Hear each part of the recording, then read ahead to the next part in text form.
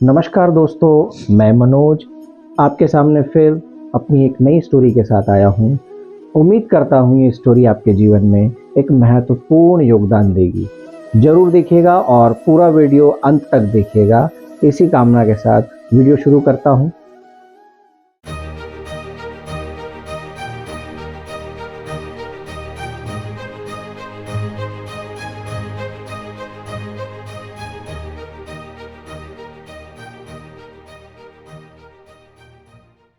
एक शब्द होता है आस्था और एक शब्द होता है विश्वास। तो मेरी ये कहानी आस्था और विश्वास के बीच में आपको ये निर्धारित करने में मदद करेगी कि आस्था क्या होती है और विश्वास क्या होता है। एक बार एक व्यक्ति था जो बहुत परेशान था, अपने जीवन में बहुत सारी उसको परेशानियों का सामना करना पड़ रहा था। तो हुआ यूं कि वो गया एक ज्योतिष महाराज के पास और उन ज्योतिष महाराज ने उसको ये कहा कि आप श्री कृष्ण की जो है मूर्ति की स्थापना करें अपने घर के मंदिर में और श्री कृष्ण की आराधना करें आप। और लगभग आप 1 महीने बाद देखेंगे कि आपको जो है रिजल्ट मिलने लगेगा, आपकी स्थिति सुधरने लगेगी। उसने कुछ ऐसा ही सोच करके भगवान श्री कृष्ण की एक मूर्ति जो है अपने मंदिर में स्थापित की और उसकी पूजा अर्चना जो भी उसको आराधना करते बनती थी, भगवान से प्रार्थना करते बनती थी, वो करता रहता था। 1 महीना बीत गया, 2 महीना बीत गया, लेकिन उसकी स्थिति में कोई सुधार नहीं आया। उसने भरसक प्रयास किया था भगवान श्री कृष्ण को प्रसन्न करने के लिए, तरह तरह के उसने जो है पूजा पाठ अनुष्ठान उस समय किए, लेकिन उसका कोई भी काम सुधरा नहीं और स्थिति वैसी की वैसी रही। वो दूसरी बार गया और ज्योतिष जी के पास फिर से उसने निवेदन किया कि पंडित जी, मेरा तो कोई काम जो है वो सुधर नहीं पा रहा है और मैं बड़ा परेशान हूँ। आप प्लीज़ कुछ अच्छा सा उपाय मुझे सोच करके और अपने देख करके मुझे बताइए। पंडित जी ने फिर एक बार अपनी कुंडलियाँ उसकी पलटी और कुछ उलट पलट करके फिर कहा कि चलो ठीक है, एक और उपाय तुम्हें मैं बताता हूँ कि क्या करना।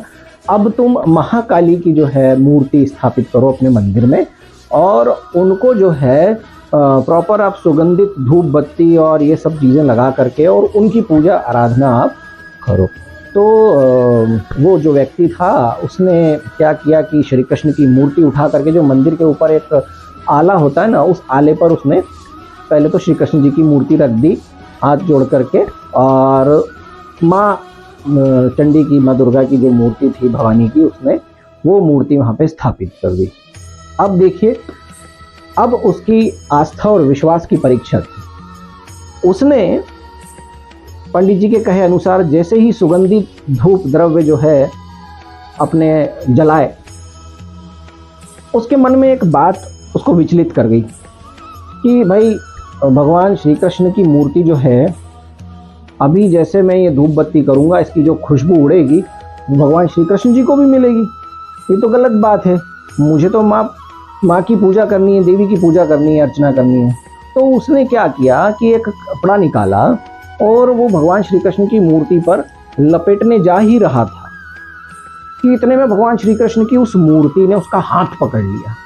उसका हाथ पकड़ लिया तो वो जोर से घबराया। बड़ा आश्चर्य हुआ उसको कि भगवान साक्षात प्रकट कैसे हो गए।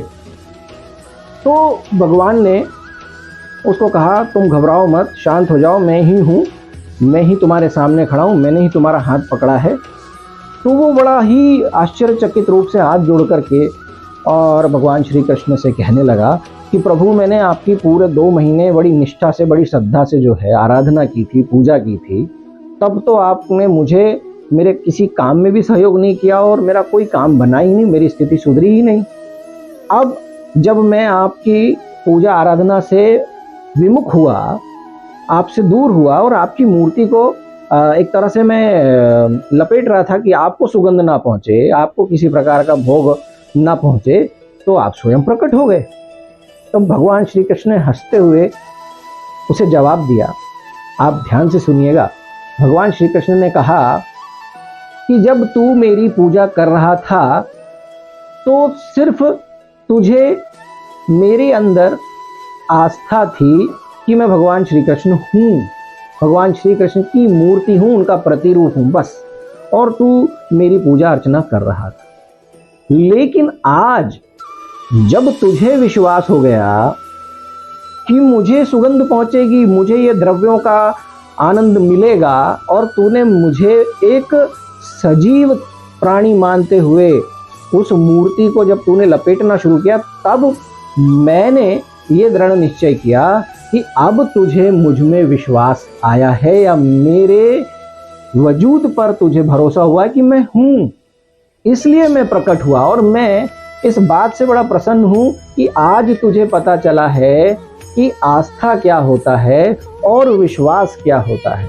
तो दोस्तों, आप और हम सभी ईश्वर की आराधना करते हैं, अपने अपने देवालयों में जाते हैं, लेकिन जहाँ तक बात आती है आस्था की, हम सिर झुकाते हैं, हम हमारे तरीके से पूजा और आराधनाएं करते रहते हैं, लेकिन बहुत कम लोग होते हैं जो विश्वास के साथ भगवान के पास पहुँचते हैं कि हाँ, सच में भगवान हमारी बात सुन रहे हैं। तो मेरी ये कहानी मैं डेडिकेट करता हूँ उन सभी लोगों को जो ईश्वर में आस्था रखते हैं और ईश्वर में विश्वास रखते हैं। विश्वास कीजिए, अगर आप सच्चे दिल से प्रार्थना करेंगे तो वो एक दिन जरूर पूरी होगी।